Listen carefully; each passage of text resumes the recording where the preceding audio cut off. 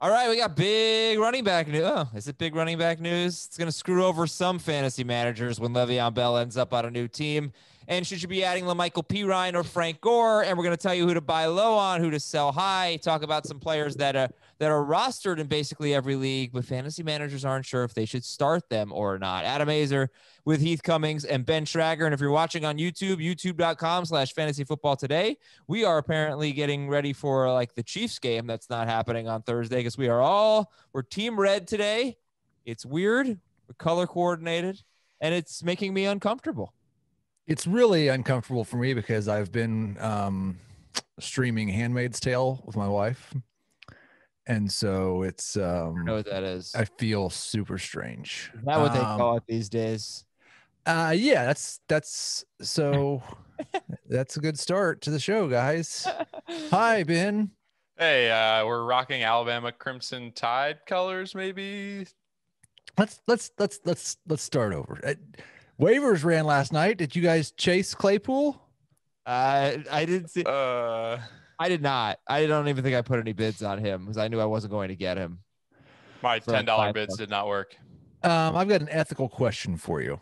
If I wrote in the wide receiver preview that most leagues I was going to put about 20% on Chase Claypool, but I had a couple of undefeated teams where I was weak at wide receiver, and I would go up to a third of my fab in those leagues. And the person who edited that piece won Chase Claypool for 34% last night. How would you feel about that person? Oh my God. That person's smart. Very sneaky. Very Chris Towers sneaky right there. That's funny. But the joke's on him. I mean, he dropped Cole Beasley for Chase Claypool and for $34. I think that was way too much for me. Well, we'll see. I guess we'll figure out. I bid 27 because I was actually bidding 33% of what I had left. I had 81 left. So we don't know. It could be a complete waste of money. But I think there's like a 20 to 30% chance that he's the number one wide receiver for Ben Roethlisberger the rest of the year. And if that's the case, then he's probably a top 15 receiver. Yeah, that's the case. Then he's certainly worth 30% of your budget. So yeah, that's very good by Chris Towers to get him for $34. He went for like 20, 28. I don't know how much in our podcast league, but not too much for me. But it was not the most exciting waiver wire night. But then LaMichael Pirine and Frank Gore became options here. Let's talk about the Le'Veon Bell news. The Jets released him at Miami this week. Is he good? Well, this is from ESPN. According to NFL Next Gen Stats, Bell's problems weren't strictly a product of a middling offensive line. Since the start of last season, he has produced 110 rushing yards below expectation given his blocking.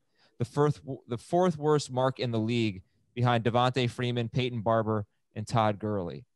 Now, I suppose the more carries you get, the more opportunities you have to be below expectation. But that's true. I mean, he's been bad. It's funny because two of the three guys on that list, we were talking about how they looked pretty good last week. But they have been definitively bad since the beginning of last year. So I think it's a lesson in, that's probably a pretty true measure of, you've referenced that Le'Veon Bell's not been particularly good, but it also does not preclude someone from looking better at some point this season. And it's possible, and I wouldn't ever accuse someone of not giving their all. I always give my 110% whenever I come on these airwaves.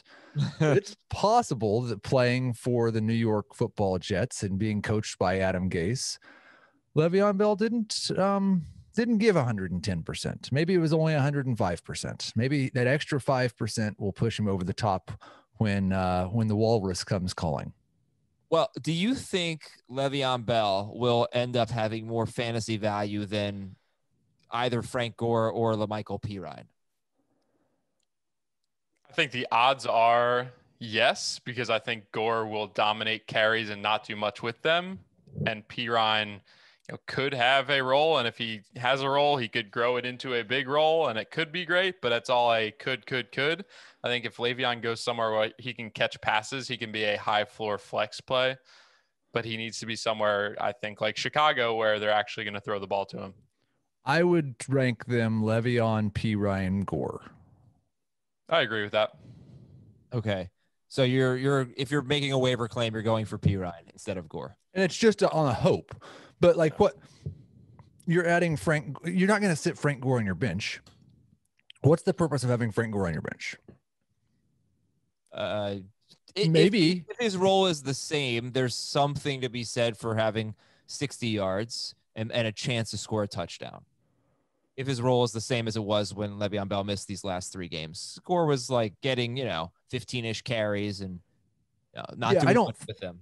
Yes, there is, especially in deeper leagues, that has some value. I would rather have the guy who, and I think like Le'Veon, it'll be interesting to see how much, and this is again not anything questioning him, but nobody's going to offer him a starting job. No one's going to offer him more than a minimum deal, I don't think. Maybe an incentivized minimum deal. He's made a lot of money. And I believe I read he has a $6 million bonus that's already been earned that is paid out tomorrow. He's due $6 million rest of the season. The Jets are on the hook for that. I think minus whatever he signs for next year. But yeah, he's made a lot of money. Yeah. Or so whatever he signs for the rest of the season. Sorry. Like, I don't know that he's going to be in a big rush to go join a football team. By the way, I haven't refreshed this page since yesterday. I was looking at the just offensive stats. The Jets going into last night's game had scored fewer points in 5 games than the Titans had in 3 games. So they are the lowest scoring team in the NFL. All right. So who is Le'Veon Bell going to screw over? The Bears and the Chiefs seem like 2 destinations that many people are discussing here. And yeah, I don't want him to go anywhere for selfish fantasy reasons. I'd like for him to not screw up David Montgomery. I'd like for him to not eat into Clyde Edwards-Helaire at all. So sorry, that sounds mean to Le'Veon Bell, but I think a lot of fantasy managers are just like, no, go away from that backfield. I have that player on my team. I don't want this. Ben, where do you think Le'Veon Bell would end up? I think he ends up in Chicago, but another team to throw out there is Miami. He lives in Miami. They don't really have much of a rushing attack. It would hurt Myles Gaskin because he's going to get passing work, but I think Miami's another option. I think he goes to Chicago, though. Yeah, the Chiefs would probably be my first guess. Chicago's a fine guess as well. And I would throw the Chargers in the mix. It was nice to see Justin Jackson get the lead work, and he did have one long run, but they both, Jackson and Joshua Kelly, looked pretty miserable in that game against the Saints. And Austin Eckler's injury, like he's going and getting second opinions. That sounds like the hamstring came clean off the bone. We don't have any idea when he's going to be back. Okay, last question here. Do you think Le'Veon Bell will be? I mean, do we need to hang on to him? Here's the thing. If he landed in Chicago, I would be vomiting if he was on my roster and probably would end up dropping him. If he landed in Kansas City, though. Really? You think they would give him enough work, or you think he would like supplant Clyde There's Edwards? Just no telling what would happen. They might be looking for a short yardage back. Maybe they might. I mean, there's not. I don't know it'd be the possibility if he landed with the Chargers. Like there's a chance he could go to the Chargers and just get 20 touches in a week. All right, yeah. So let's hang on to Le'Veon Bell. Let's see what happens here. I think it's a real risk to buy low, but I guess it could work out. No, I'm not suggesting someone go give up something on their team for him. Yeah. Okay. Well, more news. Dalvin Cook likely out this week facing Atlanta. Then they have a bye. He has an adductor strain, and we love Madison, so pick him up. Well, it's too late probably. Atlanta defensive lineman Marlon Davidson tested positive for COVID. Oh, this does not mean that there's going to be an outbreak, but obviously we have to keep an eye on the Falcons and that game against Alexander Madison in Minnesota. Ben, what are we promoting today, young Ben? The old Saturday mailbag. Leave a 5-star review on Apple. will most likely get your question answered on the Saturday mailbag. It'll be Adam. It'll be Frank Stamfel. Maybe even Jamie will stop in for that Saturday episode. So go to Apple Podcasts, leave a 5-star review. If you've already left one already, you could still leave one again. Leave your question, and we'll try to get it answered on that Saturday episode. Okay, it's time for email of the day number 1 at fantasyfootball@cbsi.com. This comes from Sean. With the blatant pass the line of scrimmage pass that was not overturned at the end of the game, I, the A.J. Brown manager, lost by 2.1 points to the Jonnu Smith manager with that fraudulent pass. Do I have a case to petition the commissioner for common sense adjustments to scoring? What? Did you see the Jonnu Smith touchdown catch? Yeah. Ryan Tannehill was like 5 yards past the line of scrimmage. It's one of the worst calls I've ever seen. No, I disagree. I think he was probably by a yard and a half or 2 yards. And incredibly, this still happens every week, but we didn't have a camera angle that showed straight down the 7-yard line where the marker was. So first off, we don't know. And the rule is that only one part of his body has to be behind. Yeah. And Stop being a crybaby. So on the broadcast, they're like, from the 7-yard line, it was pretty clearly from the 8, and it was across it. But yeah. I tweeted out from the FFT account last night, whose matchup got decided on that final touchdown? 188 replies. All of them were either I just won or I just lost. Yeah, no, it's huge. And like, he's so clearly, I don't know. I guess I would feel dumb if they had an angle where like he wasn't, but how could he not have been across the line? The commissioner doesn't make a change because of this. No, you don't. Nothing happened. No, you can't change it. But man, that was some influential call in fantasy. Okay. Sorry, sour grapes, I guess, but you can't change anything. Favorite buy low, favorite sell high. Heath, kick it off with a buy low. Yeah, I mean, besides Le'Veon Bell, no. I would say, and this, like we've said this a few times, but I'm going to say Christian McCaffrey, especially with the reports that it might be 2 more weeks now. If you are a 4-win team, a 3-win team, and that guy is under 500, or even if he's not, I would go see what it would take to get Christian McCaffrey. All right. What would you give up? Would you give up Jonathan Taylor? Yeah. Oh, yeah. Okay. But you got to be in the right situation to be giving up a starting running back right now to get McCaffrey, as you said. You've got to have 4 wins, or you've got to have a third running back. Like, you might just have Kareem Hunt and Mike Davis, and it's not that difficult. Sure. Ben, who's your favorite buy low? It's Tyler Lockett. He was a wide receiver 2 in the first 3 weeks. The Seattle Seahawks threw for less than 220 yards last week. Big whoop. He didn't have a big game. Second straight game under 50 yards. Lockett managers are getting frustrated, but it's time to trade for him. He's one of the most efficient wide receivers in the NFL, and he doesn't need a ton of volume to be really good. And I think he's a surefire high-end wide receiver 2 for the rest of the year, if not a wide receiver 1. Would you guys take Tyler Lockett over the Buccaneers wide receivers rest of season? Yes. I would prefer Godwin once he is on the field to Tyler Lockett, but we don't know anything about that injury. Yeah, I think running at practice. So that was a good step for him. Good to run. Good. Yeah, it's nice to run. Yeah. So I've heard. Heath, how about you? I would rank it Lockett, Godwin, Evans. Yeah. Lockett, Godwin, Evans. All right. Favorite sell high. Ben, I'll start with you. Favorite sell high. Speak of the devil, Mike Evans. 6 touchdowns. He's under 55 yards a game. Per Chris Towers, he's 66th in average depth of target per target. He was 3rd last season. He's just not getting the downfield targets he needs. I'm selling high on Mike Evans. It's very interesting because he's been very productive. He's scored in every game. It's just like, yeah, because Chris talked about this on Fantasy Football Today in 5. I don't know. Maybe the theory is just not the right connection with Tom Brady. Not, taking those deep shots. But what do you think about Evans rest of season if you're selling him? What are you trying to get for him? If I can get a high-end wide receiver 2 or running back 2, I'm doing it because I don't want to rely on a touchdown a week from a wide receiver. and his point total is very high. So you can sell him at that price. He does have 2 100-yard games. I think Chris Godwin missed both of those games. Heath, what do you think about Evans? I would sell high if someone viewed him as a number 1 wide receiver. I still think the same thing I did at the beginning of the year, that he's a number 2, but he's also like, he ranks 12th right now. So I'm not sure the production has been enough, even with all the touchdowns, that someone's going to like. I would agree if you could just sell him for Tyler Lockett, that would be the easiest thing, and I would do that. Okay. And Heath, your favorite sell high?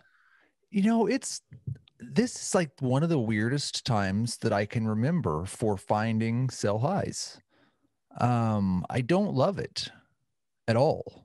I would say that I would sell DK Metcalf if somebody, and there are lots of people who believe that he's just going to be a top 5 wide receiver, I think, rest of season. That's what he's been. He's the number 1 wide receiver. Well, number 1 in non-PPR, number 4 in PPR behind Hopkins, Thielen, and Calvin Ridley. He has 39 targets, which is not a huge number, but it's more than Tyreek Hill. But Hopkins has 53, Ridley has 50, Thielen has 44. Okay, yeah, I mean, you got to be getting something credible for DK Metcalf, obviously. I'm assuming at this point you'd take Metcalf over Lockett. I would still take Lockett. Oh, you'd still take Lockett? I would. I'd prefer Metcalf, but I think they're neck and neck. Interesting. Okay.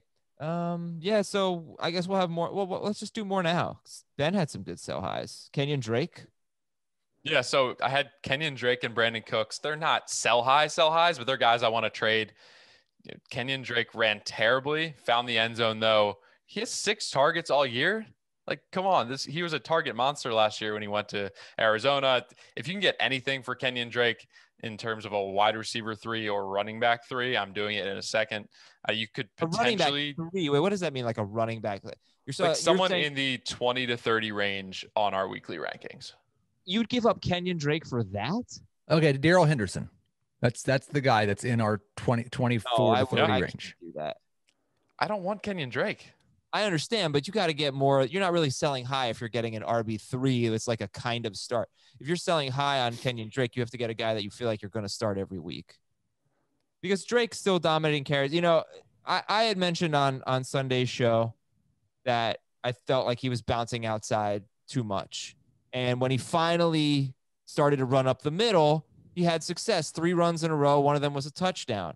And so I read this morning from Kent Somers in the Arizona Republic. Through 5 games, Drake hasn't looked like the dynamic player who gained 643 yards and rushed for 8 touchdowns over the last 8 games. He's averaging 3.7 yards a carry, about a yard less than last year. He's been indecisive too often, and his default has been to bounce runs outside, rather toward the end zone. Drake did it twice on 1 possession in the 3rd quarter on Sunday. So that is what's happening with Kenyan Drake. Maybe he learned his lesson. But this article was all about how Chase Edmonds has to get more work, and how coaching staff even acknowledged that Chase Edmonds has to get more work. So I think it's a good sell high, Ben, but I don't think that you're selling high if you're getting an RB3. Like, you got to get Myles Gaskin. I would sell him for Antonio Gibson. I mean, in fairness, most of these guys who we rank from 24 to 30, including Darrell Henderson and probably definitely Myles Gaskin, all of these guys have outscored Kenyan Drake this season. Right. It might not be easy to trade him for them. I don't think you're getting more than that. Well, then I wouldn't do it. Well, then you may have a depreciating asset on your hands that's going to be worth even less next week. I feel like Myles Gaskin should be ahead of Drake and Henderson. No, at least ahead of Henderson. Yeah. Gaskin is the lead back, right? Right. I think, and that's the thing. And it depends on how you view Drake in relation to like the touches that Henderson and Gaskin are going to get. Because Drake's going to get 15, let's say it just stays the same. He's going to get 15 carries a week.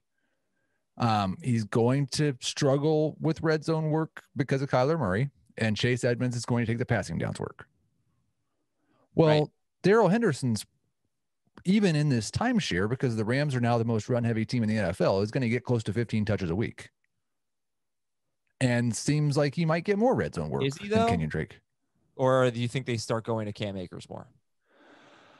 I don't know. We don't have any indication. I would worry more about the Cardinals going to Chase Edmonds more than the Rams going to Cam Akers more.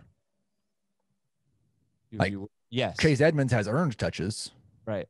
And then the thing with Gaskin is he's going to get 20 touches in games they win. There might be 3 of those the rest of the year. And then he's going to get 10 carries and 5 catches. They're not that bad. No, realistically, that's not saying they're that bad. That would give them six wins on the year. That's probably okay. So they might win 4 more the rest of the year. That was way off. All right. Well, but at least Gaskin is pretty high PPR floor. He's catching passes every game. Right. I would rather have Gaskin than Drake. I would too. Well, I mean, I think that's a fairly realistic trade you can do. All right. I don't know. Selling high, like Kenyan Drake is not useless. He's still, you said 15 carries a game. He's had more than that 4 times, but maybe the takeaway here is we should be buying low on Chase Edmonds because perhaps his time is coming where he gets more involved. And it's just weird. It's weird that they're using Edmonds in ways that you feel like they should be using Drake, in the passing game. Heath, you've pointed out he hasn't always been great in the passing game. But well, we talked about this in the offseason. One of the things they did with David Johnson last year when he was having success is a lot of his work in the passing game was not coming when he lined up in the backfield. It was when he was lining up as a wide receiver. That was not something they did with Kenyan Drake last year. That was something they did with Chase Edmonds last year. This year, they are doing it again with Chase Edmonds, and they are not doing it with Kenyan Drake. So I don't like that part is not something where we would expect them to do that with Kenyan Drake because they didn't before. Would you guys like some free money? Yeah. Yeah. Okay, well, great. You're shopping online all the time. Everybody's shopping online these days. And that's where today's sponsor, Honey, comes in. Honey is the free browser extension that scours the internet for promo codes and automatically applies the best one available at checkout. So it's basically your online shopping best friend. And how do you get it? It's so easy. It takes seconds. You go to joinhoney.com/FFT. It's all free. Joinhoney.com/FFT. Couple clicks and you've got Honey as a browser extension, and it's on over 30,000 supported sites. It's just all over the place. You're getting savings. So instead of you having to go and search for coupon codes yourself, you just buy your products, and then when you're at checkout, Honey says, hey, I found these coupon codes. Let's see if any of them work. You're going to get the best price. Very simple concept. If you're not using it, I don't know why you're not using it. Joinhoney.com/FFT. It has saved over 17 million members, over $2 billion. And Honey supports all kinds of retailers, from tech and gaming sites to fashion brands to even food delivery. That's another one. When I order food online, Honey pops up and saves me some money. Sometimes it's $5, sometimes it's $2, whatever it might be. Sometimes it's 20%. It doesn't really matter because you don't have to do anything. It's all easy and free for you. Join honey.com/FFT. If you have a computer, Honey should be on it. It's free. It works with whatever browser you use. You can get Honey free today at joinhoney.com/FFT. Joinhoney.com/FFT. Okay. Let's get into the game last night and Jameson Crowder. Got a lot of questions about Jameson Crowder. Which one would you guys like to do first? Talk about Crowder or talk about the game? Let's do the game. Okay, let's do the game. Tennessee 42, Buffalo 16. Big win for the Titans. They are 4-0. They are good.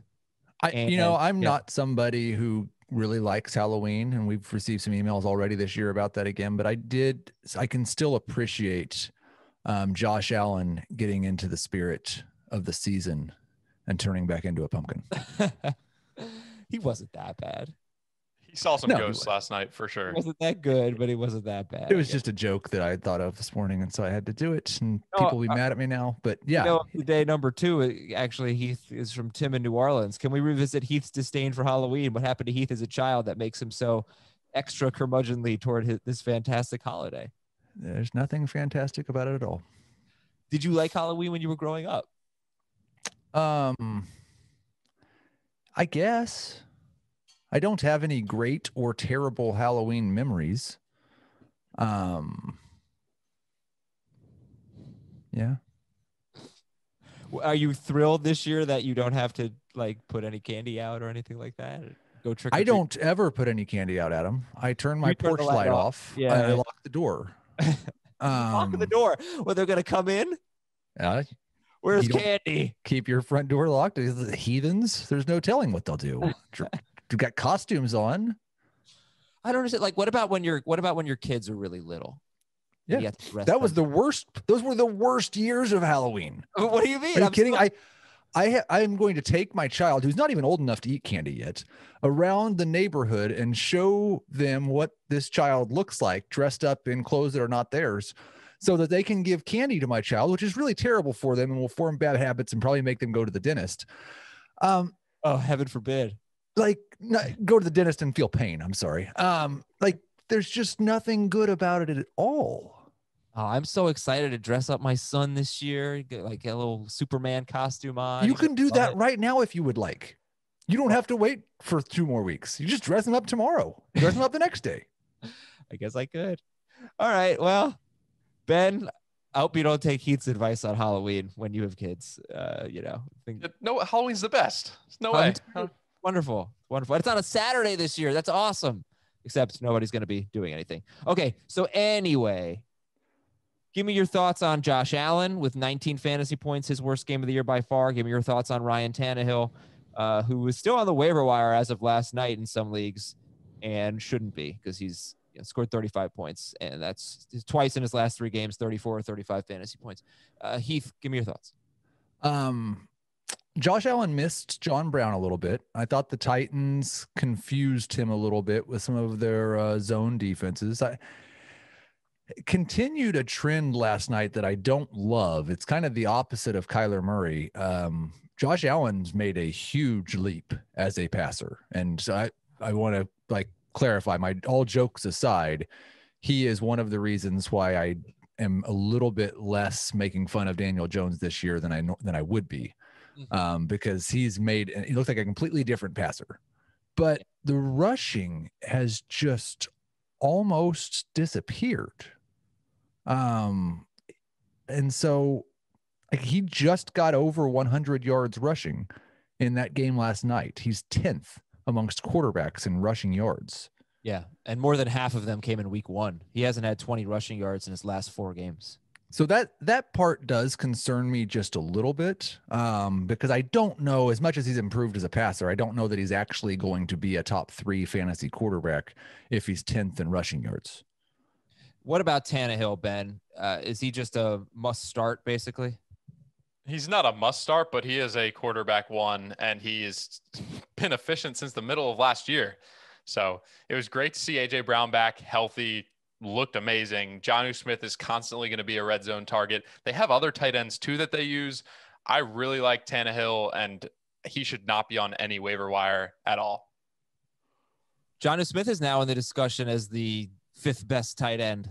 Might be him, right? If we're assuming Kelsey, Kittle, Andrews, Waller. Would you guys rather have Ertz or Jonnu Smith? Jonnu.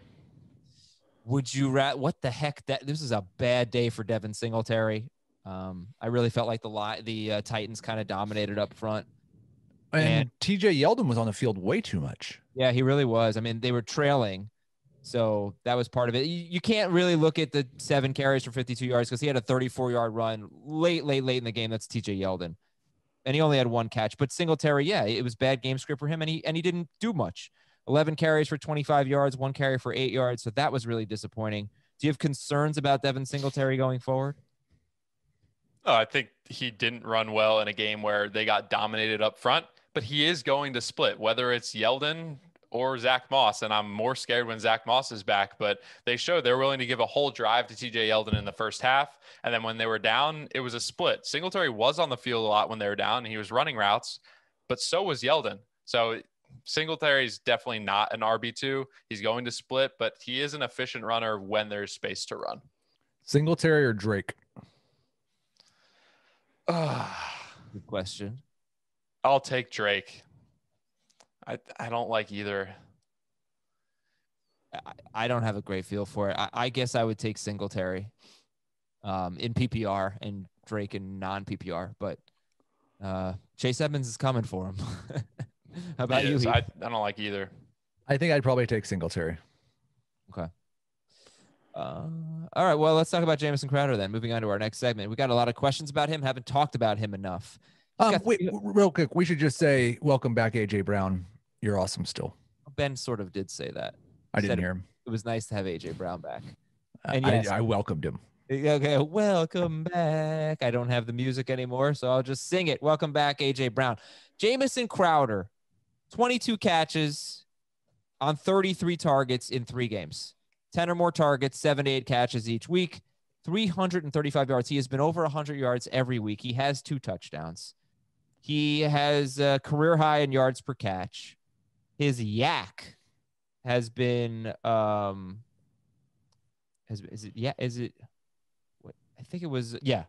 His yak spectacular. 7.7 yards after catch. It was 7.3 2 years ago. It was only 4.6 last year. So he's obviously doing well. He has a 29.5% target share.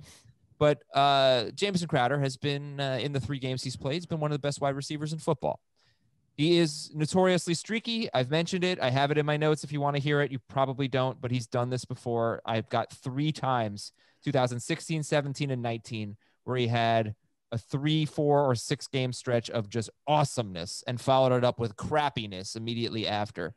Heath, is it different this year for Jameson Crowder? Well, I don't know, and maybe I do want to. I don't want to hear it, but I have some questions about it. Like, I don't want you to read off all the stuff, but has he had a 3, 4, 6 game stretch where he was over 100 yards in every game? I think no. Okay. Has he had a 3, 4, 6 game stretch where he was double-digit targets every game? Also, I don't think so. Okay. So it seems like this time's different, is what I would say. He is not, there are things about this that I believe, and there are things that I do not believe. We could do a whole believe it or not on Jameson Crowder. Okay. Do I believe that he, on a per game basis, can be one of the most targeted players in football? Absolutely. He's a slot wide receiver playing for Adam Gase. This is the one position on a football field that gets better when Adam Gase is the coach. Do I believe? Don't forget the other defense gets a lot better. Like the other defense gets a lot better as well. That's correct. Yeah. Do I believe he's going to continue leading the NFL in yards per game as he does right now at 111.7? No, I do not. I do not believe that he will average 15.2 yards per reception, which he currently is. He's had a couple of long plays, and those you should not expect him to repeat them. So let's say he was just averaging 12, which is closer to his average. You lose 70 yards off that. Like if he was at 22 for 260 with 2 touchdowns, we'd look at him a little bit differently, but I feel very little doubt that he is a top 20 wide receiver in PPR on a per game basis the rest of the way. I don't think he's top 10. Okay. To answer your questions, the closest he came to 3 straight 100-yard games was 3 out of 4. And then he followed that up with some lousiness. And well, I guess he had, 3 out of 4 100-yard games. Then he had 88 yards and then 42, 37, 24, 3, and 16. And then the following year, he did not have 3 straight games with double-digit targets, but he did have 13, 11, then 8, then 10. And then he followed that up with relative crappiness. So, he's flirted. He's never had a stretch quite this good, but he's been close twice. The target share also 29.5% is really high. I mean, that's what elite wide receivers get sometimes.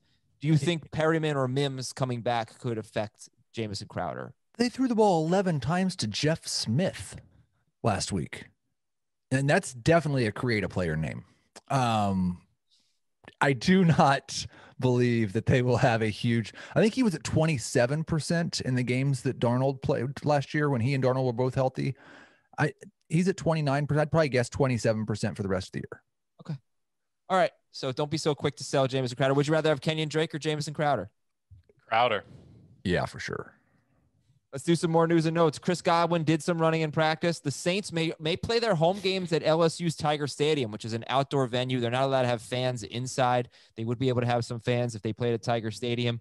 With the whole narrative about the Drew Brees being, indoors much better, would this negatively affect Drew Brees in your opinion? No, what about your narrative of Drew Brees feeding off the fans?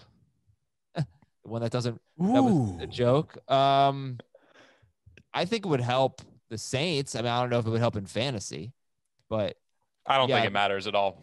I don't think this matters. It would be really, really bad for Drew Brees if they played some games outside and it was raining or windy. Right. Yeah, that's true. Other than that, it probably doesn't matter.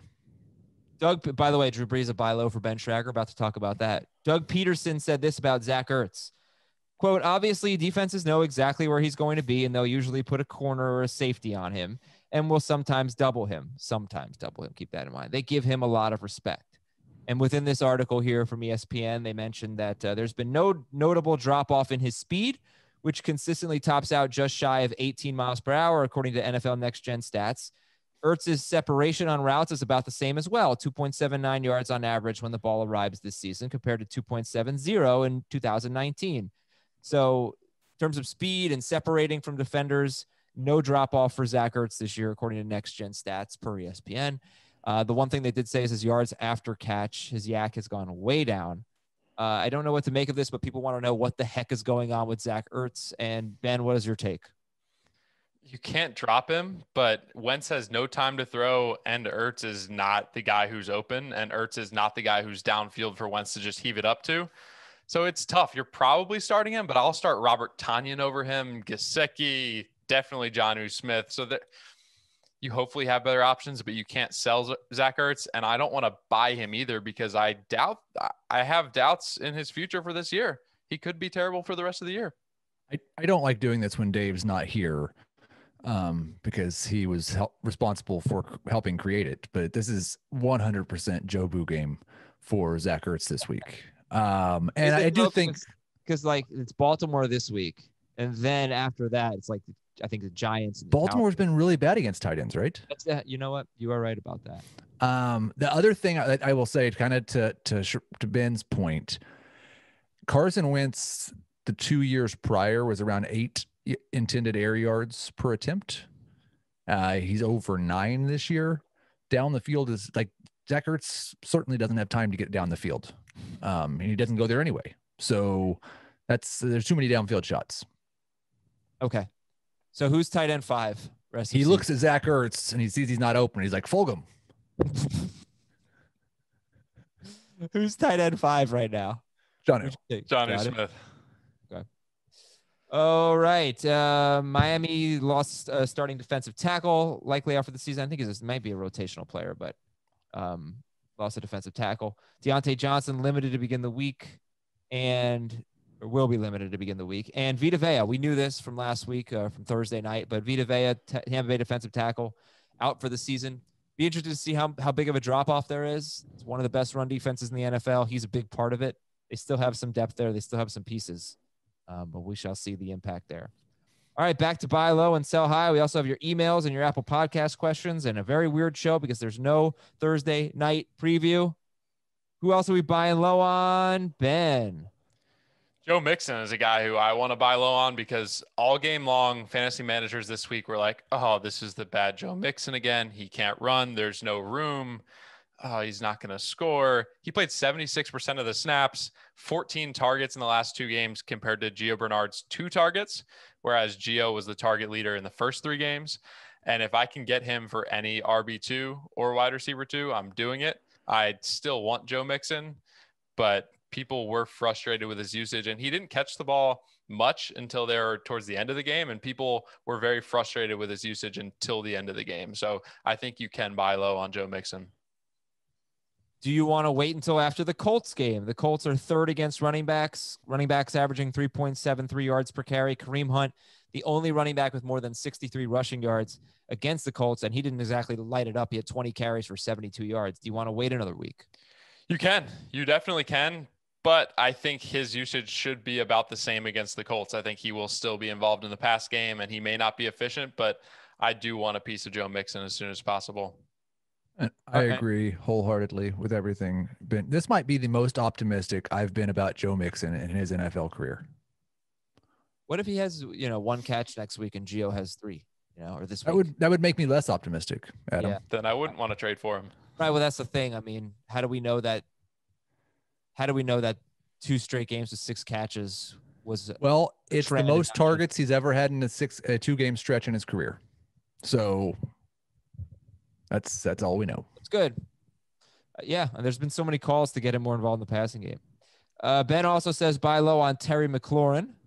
I agree with that one too. He stole my, as Pete Prisco would say, Ben copied off my paper. But are people down on Terry McLaurin just coming off a bad game?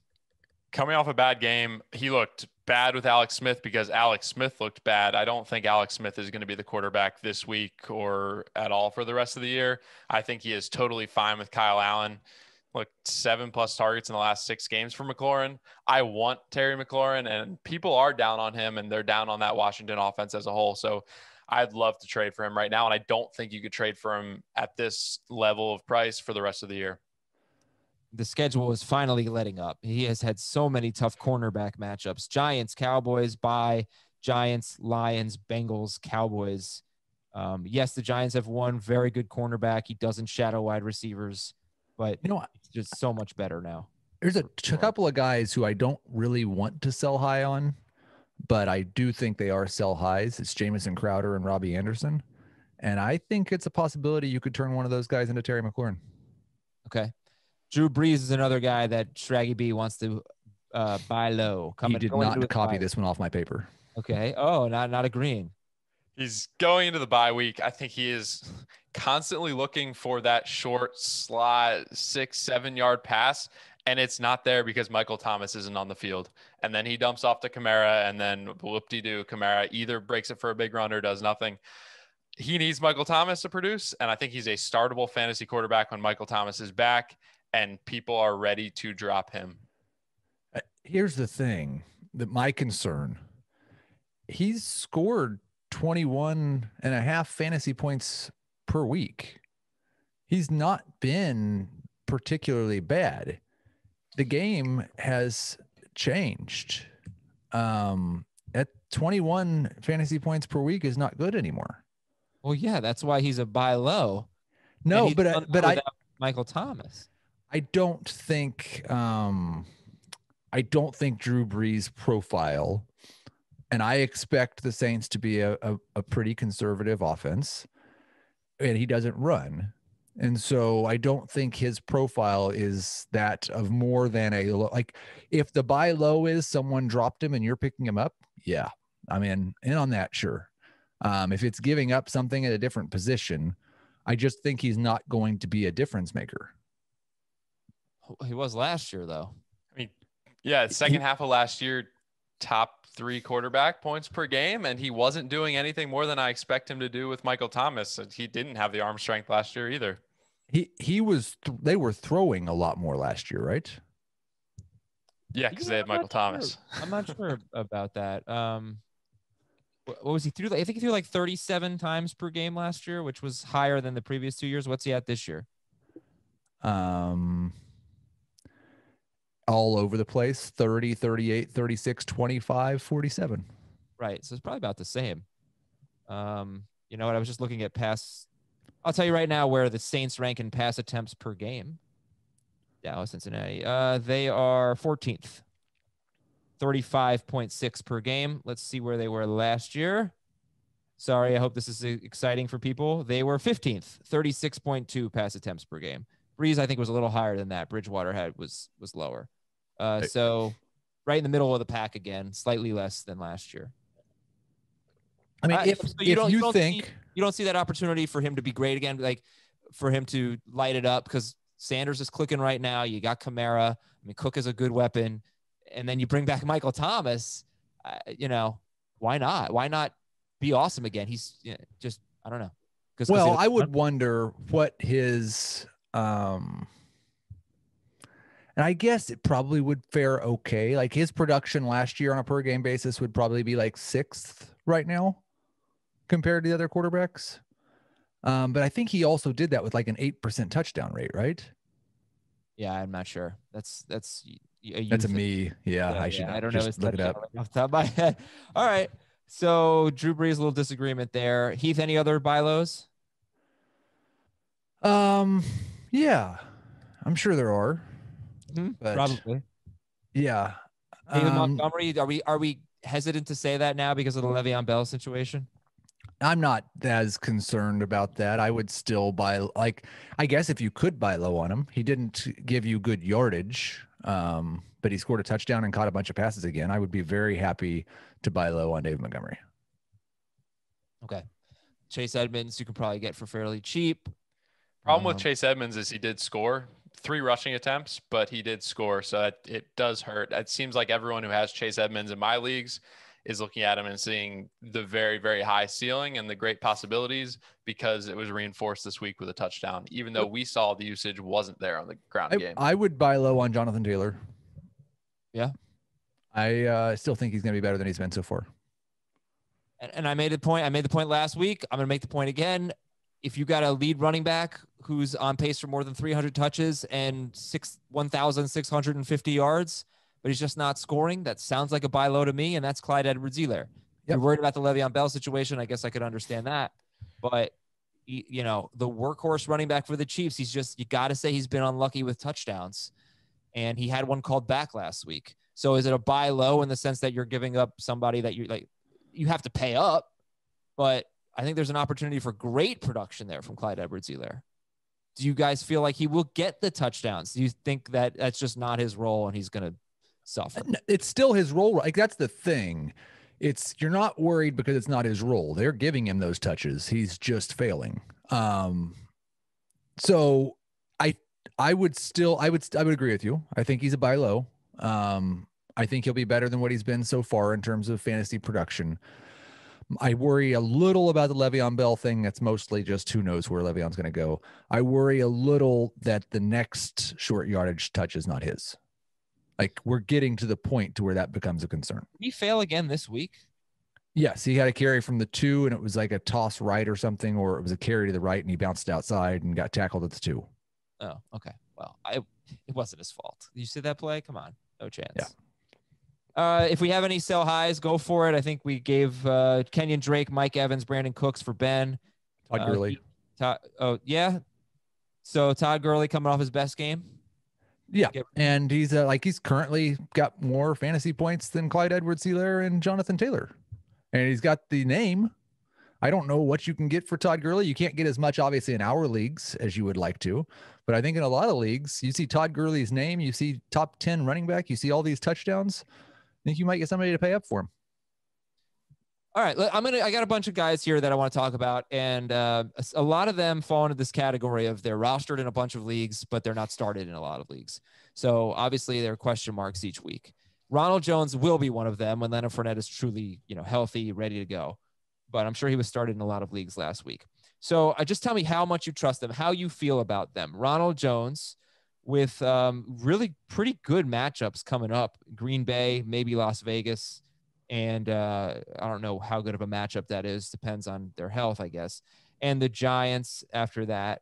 But Carolina looming not long after that. But anyway, look, Ronald Jones, he already has 3 carries of 20-plus yards. He's been good enough, but we know the history there. How much do you trust Ronald Jones? On the Trustometer, I would put Ronald Jones around a 6. I'm starting him. I'm expecting Leonard Fournette to be back this week, and I would rather start Ronald Jones than Melvin Gordon. I'd rather start him than David Johnson. I'd certainly rather start him than Kenyan Drake. So he's a must start this week. I wouldn't call him a must start because there's 3 guys, Mike Davis, Alexander Madison, 4, James Robinson, Kareem Hunt, that I would start over him. Okay. In general, rest of season, do you think Ronald Jones is going to be a reliable fantasy running back? I don't, but to Heath's point, I think we start him until we see that Fournette is being used a bit more. I have a feeling that it's not going to be the Ronald Jones show for the rest of the year, but while it is the Ronald Jones show, I do want to start him. Darrell Henderson. This is the quote from Sean McVay. how that workload is distributed is kind of something that we get a feel for as the week unfolds. And then really in a lot of instances as the game's unfolding. Oh, that's great. By the way, Henderson, this probably shouldn't matter too much. Just going to say that because these are going to change throughout the year. But right now you look at his schedule rest of season, the Rams running schedule. They have 6 matchups against teams that are in the top 10 in fantasy points allowed. I guess that's not the best way. That are like among the 10 best in fantasy points allowed. So San Francisco, Seattle, Tampa Bay, basically tough matchups. They have 6 left on their schedule. They don't have a great schedule on paper. I'm just going to throw that out there. Things can change obviously, but if Ronald Jones is a 6, you said on the Trustometer, Heath, where's Darrell Henderson? 2.5. He is right at that range, and I imagine he will stay there unless Cam Akers actually takes the job at some point, where he's the bridge currently. You don't have an RB2, you start Darrell Henderson. Okay.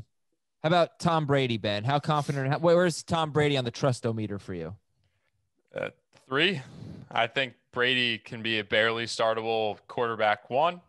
He can score touchdowns. He's not throwing the ball downfield. Godwin comes back. Fournette comes back. Great. I'm probably starting Tom Brady, but I don't trust him much. He's not running, obviously. And there are a ton of really good quarterbacks. I'd rather have Minshew for the rest of the year than Brady. Oh, Heath, you agree? Well, obviously. But I'm starting Tom Brady with relative confidence this week. He's in that range. I would say the same range as Drew Brees, where there'll be some weeks where I'll rank him as a top 10 quarterback, and there'll be some weeks where he's outside my top 15. But I'd rather have Minshew, of course, but sure. I got Brady right next to Fitzpatrick this week, and Fitzpatrick's the number 1 streamer. So, okay, they got Green Bay this week. Tampa. That's an interesting game. Green Bay and Tampa Bay. I mean, they are throwing the ball a ton, 6th most pass attempts per game in the NFL, so that is good. And he hasn't had Chris Godwin, so hopefully, gets on track gets better with Chris Godwin. He hasn't been that bad either. Raheem Mostert. How much do you trust Raheem Mostert? 10 on the Trustometer, whatever we're calling it. Yeah, he's getting the full workload when healthy, plus involvement in the passing game is a lot higher than we expected than what he had last year. So I don't care what kind of matchups he has coming up. I don't care about anything at this point. Mostert's a must start for me. Yeah, I think he's pretty close to a most start. 9. How much do you trust Devonta Freeman? He has 6 catches in his last 2 games, 28 carries in his last 2 games. He's obviously the starting running back for the Giants. Whoop-de-doo. How much do you trust Devonta Freeman? Just behind Darrell Henderson, so a 2. Actually, I probably trust him more. I think he's higher on the Trustometer, but lower on the startometer. Yeah, so I agree with that. He's a 4. I trust him to be a high-end flex on a weekly basis. And if he scores a touchdown, he'll be a number 2 running back. But he plays for the Giants, and they're awful. So, like the worst, except for the other team in New York. Yeah, the Jets are worse. How much do you trust Devonte Parker 0 to 10? He only has 1 game with more than 69 yards this year. How much do you trust Devonte Parker? 7.5, 8.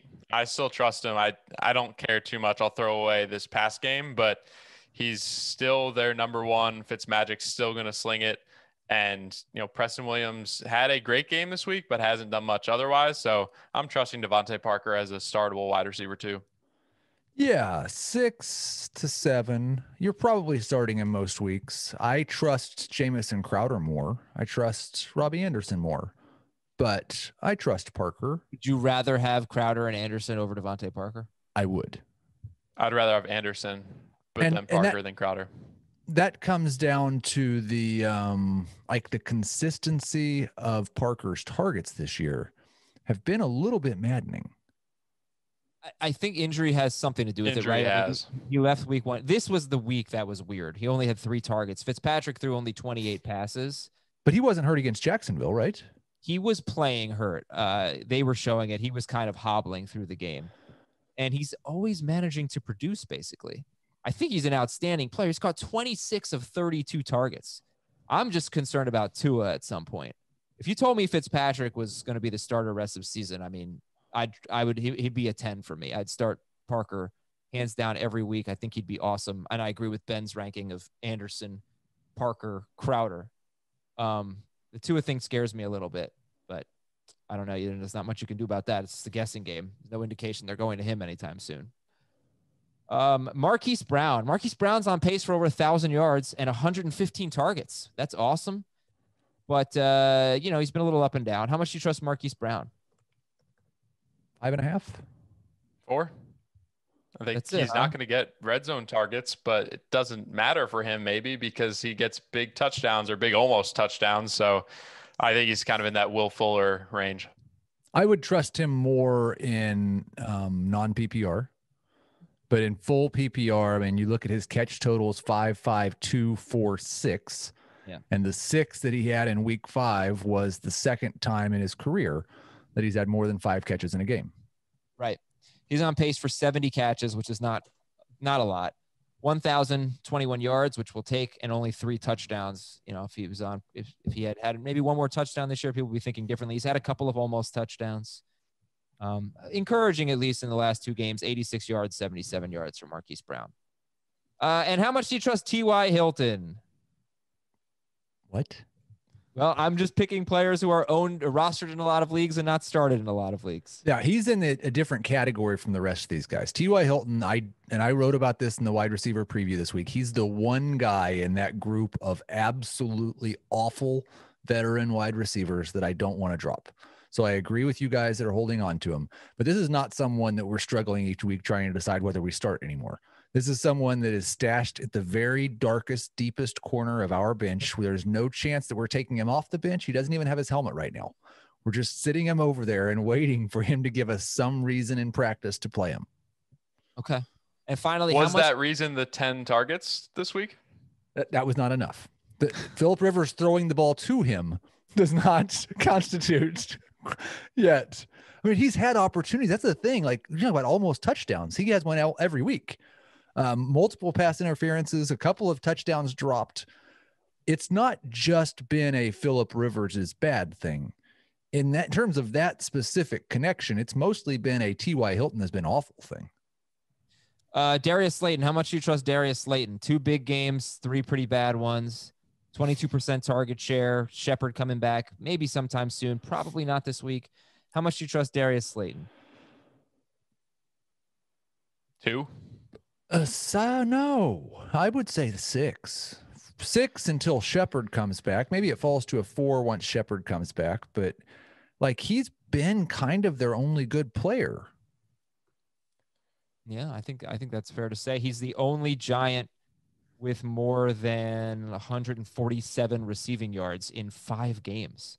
The only Giant averaging more than 30 receiving yards. I mean, it's just pathetic, but weeks 2, 3, and 4 were pretty lean for Darius Slayton. So maybe you just have to pick the matchups.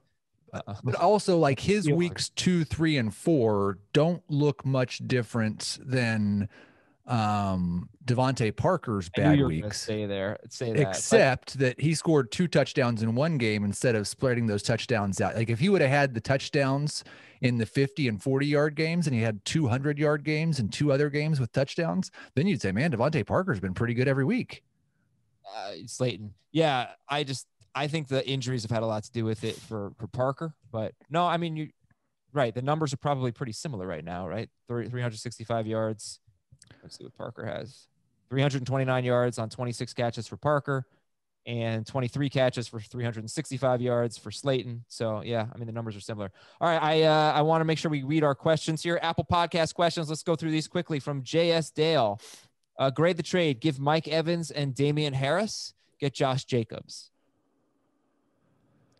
10 out of 10. Yeah, B.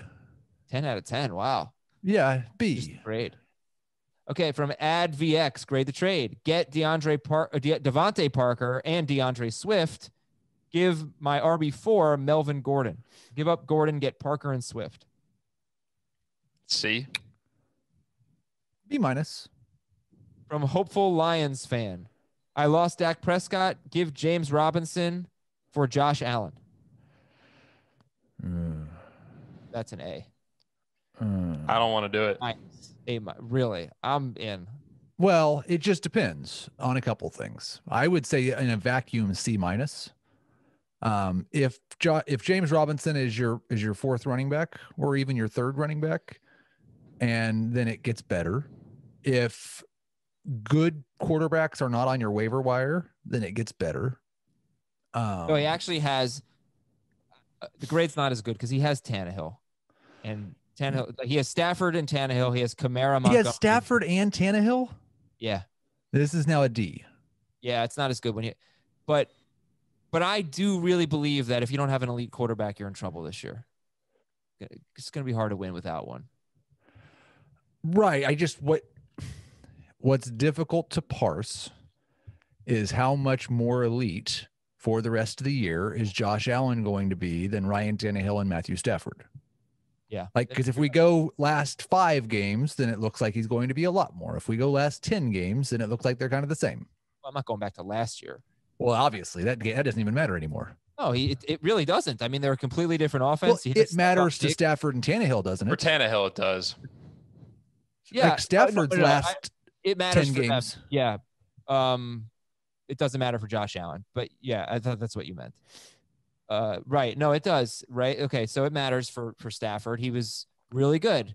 He was like 3rd per game last year. And Tannehill was like 4th, right? Or 2nd. I think Brees was 2nd technically. Well, Tannehill, the problem is he had 2 games where he came in relief for If you Mariota. isolate that last half of the season, yes, do some Azer stats. Yes, Tannehill was top 3. Okay. Yeah. All right. So probably don't do it. See what you got with Tannehill. From Beto 0417, grade the trade. Give up Zeke, get Godwin and Connor. Give up Zeke, get Godwin and Connor. FPPR.